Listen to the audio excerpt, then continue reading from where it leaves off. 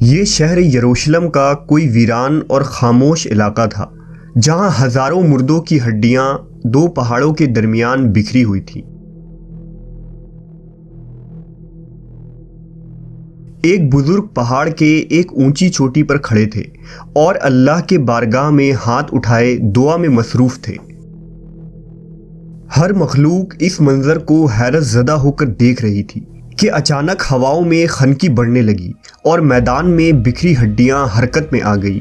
ان بوسیدہ ہڈیوں میں گویا جان آ گئی اور وہ آپس میں جڑنے لگے۔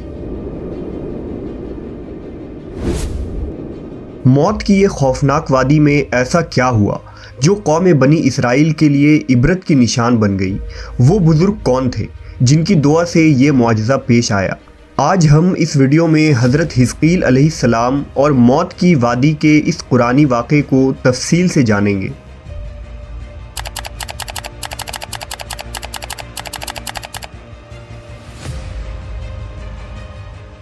حضرت حزقیل علیہ السلام ایک نیک، صابر اور برگزیدہ نبی تھے۔ حضرت حزقیل کے والد کا نام بوزی کاہن تھا، جبکہ بعض نے لکھا کہ آپ حضرت یرمیہ علیہ السلام کے بیٹے ہیں۔ عبرانی زبان میں حزقیل کے معنی اللہ کی قدرت کے ہوتے ہیں۔ بعض علماء نے قرآن مجید میں موجود نام ذوالکفل کو حضرت حزقیل کا دوسرا نام قرار دیا ہے۔ حضرت حزقیل کی بعثت کا زمانہ 622 قبل مسیح کا ہے۔ روایتوں سے پتہ چلتا ہے کہ آپ علیہ السلام ابھی بچے تھے کہ والد کا انتقال ہو گیا۔ جب آپ کی بعثت کا زمانہ قریب آیا تو والدہ بہت ضعیف اور بوڑھی ہو چکی تھی، اس لیے بنی اسرائیل کے لوگ آپ کو ابن العجوز یعنی بڑھیا کا بیٹا کہہ کر پکارتے تھے۔ حضرت حزقیل حضرت موسیٰ علیہ السلام کے تیسرے خلیفہ تھے جو منصب نبوت پر سرفراز کیے گئے تھے۔ حضرت موسیٰ کی وفات کے بعد آپ کے خلیفہ اول حضرت یوشع بن نون ہوئے۔ ان کے بعد حضرت کالب بن یوحنا نے بنی اسرائیل کی امامت کی اور پھر ان کے بعد حضرت حزقیل علیہ السلام حضرت موسیٰ کے جانشین اور نبی ہوئے۔ دراصل حضرت موسیٰ علیہ السلام سے حضرت عیسیٰ علیہ السلام تک کے اس طویل عرصے میں اللہ نے بنی اسرائیل میں بہت سارے پیغمبروں کو مبعوث فرمایا جن کی درست تعداد کا علم صرف اللہ عز و جل کو ہے۔ ان میں سے چند پیغمبروں کا تذکرہ قرآن مجید میں ہے، بعض کا تفصیل سے تو کچھ کا مختصر ذکر ہوا ہے، لہٰذا حضرت یوشع اور حضرت حزقیل علیہ السلام کا نام قرآن مجید میں موجود نہیں ہے۔ البتہ بعض واقعات کے ضمن میں ان نبیوں کا ذکر احادیث اور اقوال میں ملتے ہیں۔ حضرت حزقیل نبوت کے عہدے پر فائز ہوئے تو بنی اسرائیل میں سرکشی اور نافرمانی عام تھی۔ جھوٹ، منافقت، رشوت خوری، حسد، کینہ معاشرے میں سرایت کر چکی تھی۔ لوگ بے حیائی اور بدکاری پر فخر کیا کرتے تھے، ظلم و جبر کر کے خوش ہوتے تھے۔ باپ دادا کے رسم و رواج مذہب بن چکی تھی۔ قوم اتنے فرقوں میں بٹ گئی تھی کہ ان کا شمار ممکن نہ رہا تھا۔ اس بدترین معاشرے میں حضرت حزقیل علیہ السلام نے توحید کا پرچم بلند کیا۔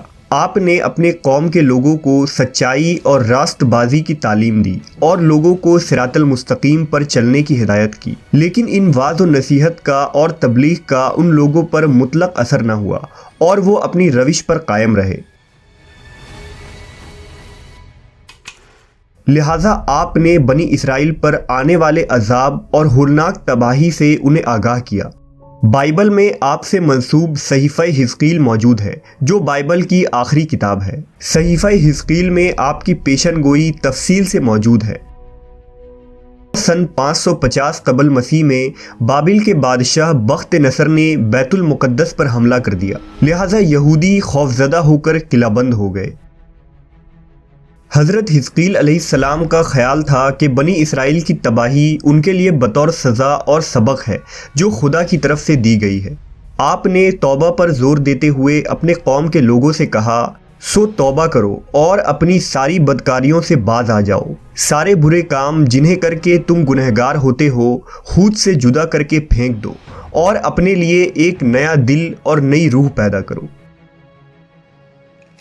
مہینوں تک یہ محاصرہ جاری رہا۔ آخرکار مجبور ہو کر ایک رات لوگ شہر سے نکل کر بھاگ گئے۔ بخت نصر کی فوجوں نے ان کا تعاقب کر کے ان کو قتل کر دیا۔ پورا یروشلم خاک و خون سے لت پت ہو گیا۔ اسی دوران ایک ایسا واقعہ پیش آیا جس سے بنی اسرائیل حیرت زدہ رہ گئے، اور یہ واقعہ نشان عبرت بن گیا۔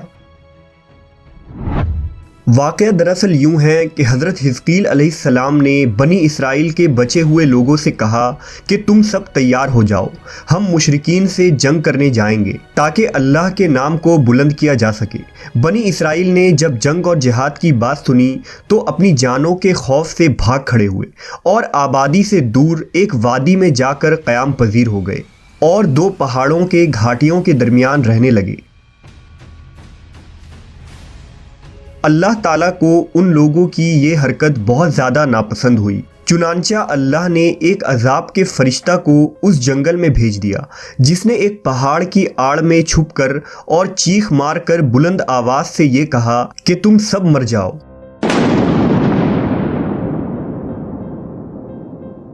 اس بھیانک چیخ کو سن کر سب کے سب لوگ وہیں مر گئے، جن کی تعداد 70,000 تھی۔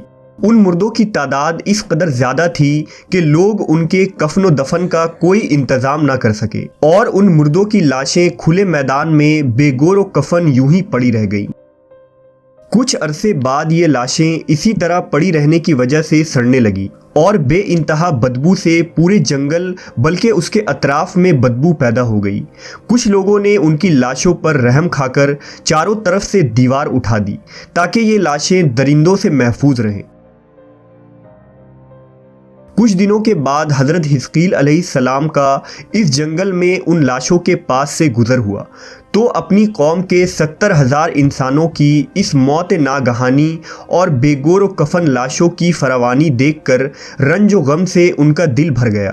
آپ آبدیدہ ہو گئے اور اللہ کے دربار میں دکھ بھرے دل سے گڑ گڑا کر دعا مانگنے لگے کہ یا اللہ، یہ میری قوم کے افراد تھے جو اپنی نادانی سے یہ غلطی کر بیٹھے کہ موت کے ڈر سے شہر چھوڑ کر جنگل میں آ گئے۔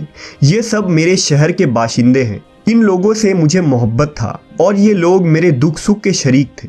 افسوس کہ میری قوم ہلاک ہو گئی اور میں بالکل اکیلا رہ گیا۔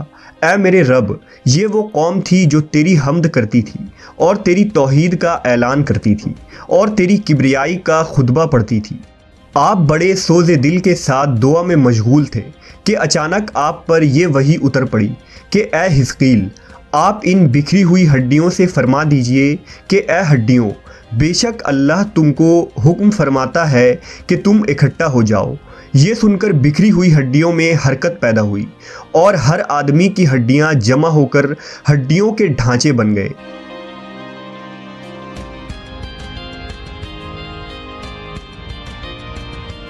پھر یہ وحی آئی کہ اے حزقیل، آپ فرما دیجئے کہ اے ہڈیوں، تم کو اللہ کا یہ حکم ہے کہ تم گوشت پہن لو۔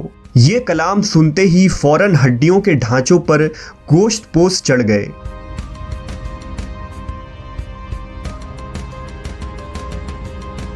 پھر تیسری بار یہ وحی نازل ہوئی کہ اے حزقیل، اب یہ کہہ دیجئے کہ اے مردو، خدا کے حکم سے تم سب اٹھ کھڑے ہو جاؤ۔ چنانچہ آپ کے زبان سے جیسے ہی یہ کلمات جاری ہوئے، 70,000 لاشیں یکدم اٹھ کھڑی ہوئیں اور تمام لوگ پھر سے زندہ ہو گئے۔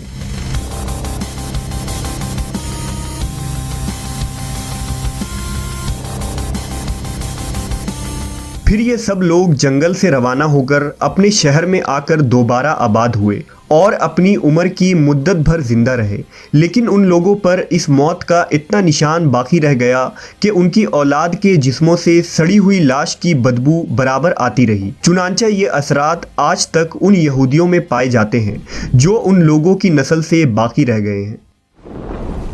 حضرت حزقیل علیہ السلام اور موت کی اس وادی سے متعلق اس واقعے میں ہمارے لیے ایک عظیم پیغام موجود ہے کہ موت سے فرار ممکن نہیں۔ اس کا ایک وقت متعین ہے جس میں لمحوں کی بھی کمی یا زیادتی کی گنجائش نہیں۔ جیسا کہ اللہ نے فرمایا کہ ہر جاندار کو موت کا مزہ چکھنا ہے۔